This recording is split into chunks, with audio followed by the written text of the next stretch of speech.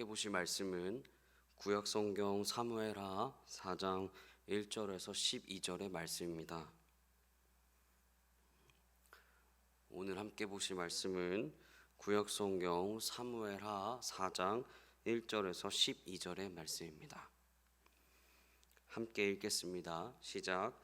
사울의 아들 이스보셋은 아브넬이 헤브론에서 죽었다 함을 듣고 손에 맥이 풀렸고 온 이스라엘이 놀라니라. 사울의 아들 이스보셋에게 군 지휘관 두 사람이 있으니 한 사람의 이름은 바하나요 한 사람의 이름은 레갑이라. 베냐민 족속 브에롯 사람 림몬의 아들들이더라. 브에롯도 베냐민 지파에 속하였으니 일찍이 브에롯 사람들이 깃다임으로 도망하여 오늘까지 거기에 우거함이더라. 사울의 아들 요나단에게 다리 저는 아들 하나가 있었으니 이름은 무비보셋이라. 전에 사울과 요나단이 죽은 소식이 이스라엘에서 올 때에 그의 나이가 5살이었는데 그 유모가 안고 도망할 때 급히 도망하다가 아이가 떨어져 절개 되었더라. 브에롯 사람 림몬의 아들 레갑과 바하나가 길을 떠나 볕이 쬐을 때쯤에 이스보셋의 집에 이르니 마침 그가 침상에서 낮잠을 자는지라. 레갑과 그의 형제 바하나가 밀을 가지러 온 채 하고 집 가운데로 돌아가서 그의 배를 찌르고 도망하였더라. 그들이 집에 들어가니 이스보셋이 침실에서 침상 위에 누워 있는지라. 그를 쳐 죽이고 목을 베어 그의 머리를 가지고 밤새도록 아라바 길로 가 헤브론에 이르러 다윗 왕에게 이스보셋의 머리를 들이며 아뢰되 왕의 생명을 해하려던 하던 원수 사울의 아들 이스보셋의 머리가 여기 있나이다. 여호와께서 오늘 우리 주 되신 왕의 원수를 사울과 그의 자손에게 갚으셨나이다 하니 다윗이 브에롯 사람 림몬의 아들 레갑과 그의 형제 바하나에게 대답하여 그들에게 이르되 내 생명을 여러 환난 가운데서 건지신 여호와께서 살아계심을 두고 맹세하노니 전에 사람이 내게 알리기를 보라 사울이 죽었다 하며 그가 좋은 소식을 전하는 줄로 생각하였어도 내가 그를 잡아 시글락에서 죽여서 그것을 그 소식을 전한 갚음으로 삼았거든. 하물며 악인이 의인을 그의 침상 위에서 죽인 것이겠느냐. 그런즉 내가 악인의 피 흘린 죄를 너희에게 갚아서 너희를 이 땅에서 없이 하지 아니하겠느냐 하고 청년들에게 명령하며 곧 그들을 죽이고 수족을 베어 헤브론 목가에 매달고 이스보셋의 머리를 가져다가 헤브론에서 아브넬의 무덤에 매장하였더라. 아멘.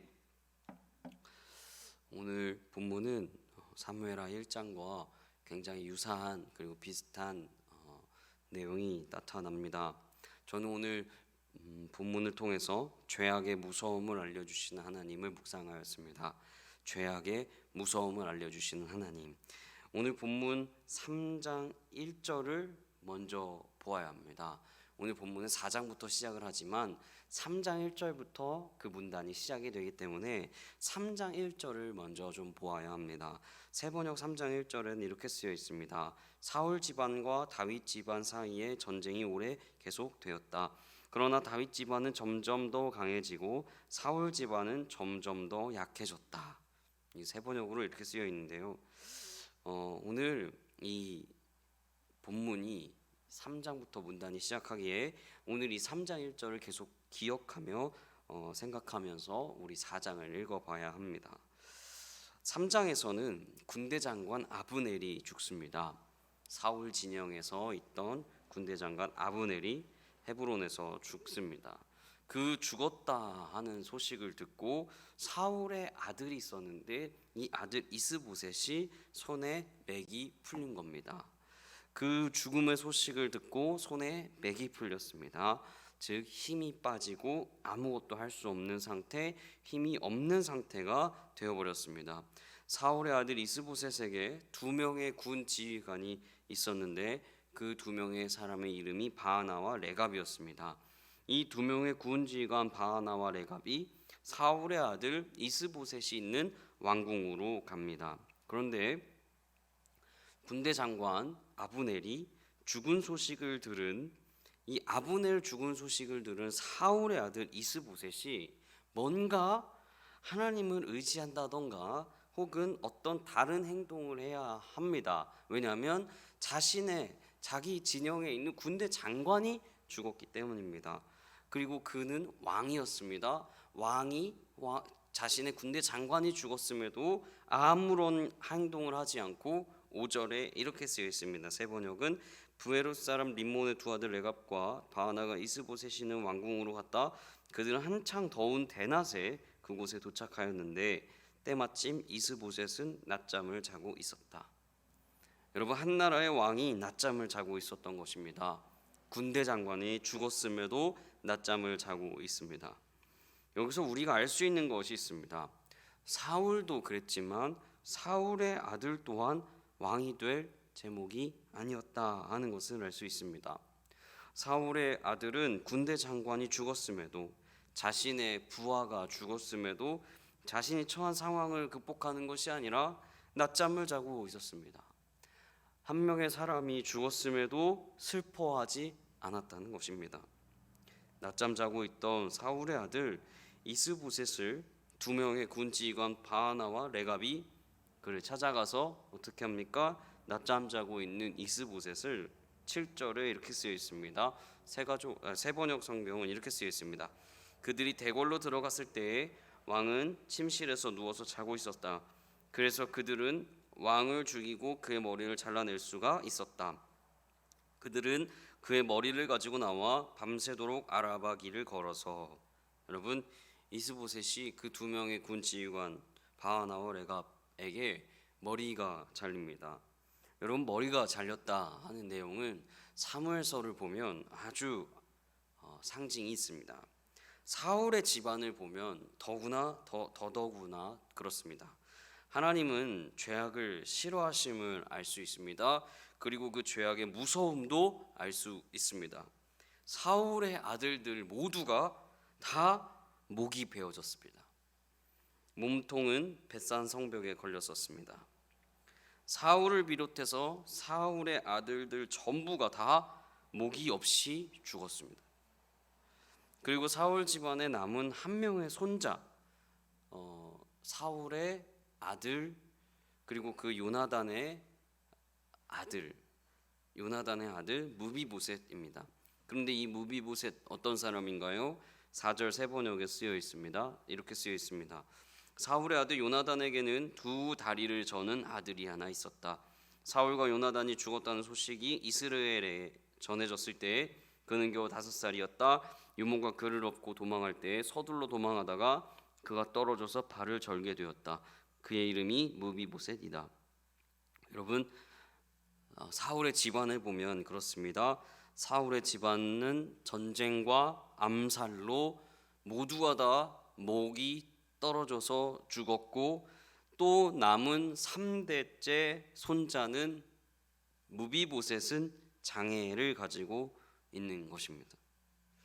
사울의 죄가 점점 더 전달되어졌고 깊어졌습니다. 사울은 맨 마지막에 어떻게 죽습니까? 우상을 숭배하면서 죽습니다. 맨 마지막까지 무당을 찾아가서 끝까지 죄를 짓습니다. 그리고 그 죄악의 뿌리가 3대에 걸쳐서 끝까지 죄가 따라갑니다. 여러분, 죄가 굉장히 무섭습니다. 그런데 우리에게 이 죄가 무서웠지만 점점이라는 단어가 아까 3장에서 나왔습니다. 3장 1절에. 그러니까 사울이 회개하지 못했던 것, 그 다음 때에서 회개했거나 돌이켰으면 깊어지지 않고 점점에서 끝났을 것입니다. 어느 중간쯤에 끝났을 것입니다. 그런데 3대까지 내려옵니다. 죄가 얼마나 무섭습니까? 사울이 회개했다면, 중간에 하나님을 다시 경배했다면 아마 이 죄가 3대까지 미치지 않았을 것입니다. 그러나 아무도 죄를 돌이킨 사울의 아들들은 없었습니다. 여러분, 우리에게도 마찬가지입니다. 우리는 죄악 가운데 있을 수 있습니다. 죄가 우리에게 영향을 줄 수 있습니다. 우리 이후에도 영향을 줄 수 있습니다. 완악함은 계속 전달될 수 있습니다. 이것이 죄악의 무서움입니다. 그러나 죄 가운데 있는 우리를 하나님은 이 죄를 해결하기 위해서 예수님을 보내셨습니다. 해결하셨습니다. 여러분, 우리가 기억해야 합니다. 사무엘하 3장 1절. 사울 집안과 다윗 집안 사이의 전쟁이 오래 계속되었다. 그러나 다윗 집안은 점점 더 강해지고 사울 집안은 점점 더 약해졌다. 점점 다윗 집안은 강해졌고 사울 집안은 점점 약해집니다. 한 번에 강해지고 한 번에 약해지지 않습니다. 점점 강해지고 점점 약해집니다. 우리는 어떻게 해야 하겠습니까? 점점 어떻게 하고 계십니까? 강해지고 계십니까? 약해지고 계십니까? 우리는 점점 하나님을 바라보아야 할 것입니다. 점점 예수님을 보아야 합니다. 다시 죄악을 보는 것이 아니라 점점 죄악을 바라볼 것이 아니라 점점 그 하나님을 바라보아야 할 것입니다. 하나님을 경배해야 할 것입니다. 죄악의 무서움을 알고 회개함으로 다시 그 하나님을 바라보는 모든 구리지구촌교회 성도님들 되시기를 축복합니다. 우리 이렇게 기도했으면 좋겠습니다. 하나님, 우리 삶에 죄악이 있다면 하나님 회개합니다. 다시 돌이킵니다. 두 번째로는 하나님, 점점 다윗의 집안이 강해진 것처럼 하나님, 우리도 우리의 믿음이 점점 강해지도록 하나님을 바라볼 수 있도록 주님 우리를 인도하여 주십시오.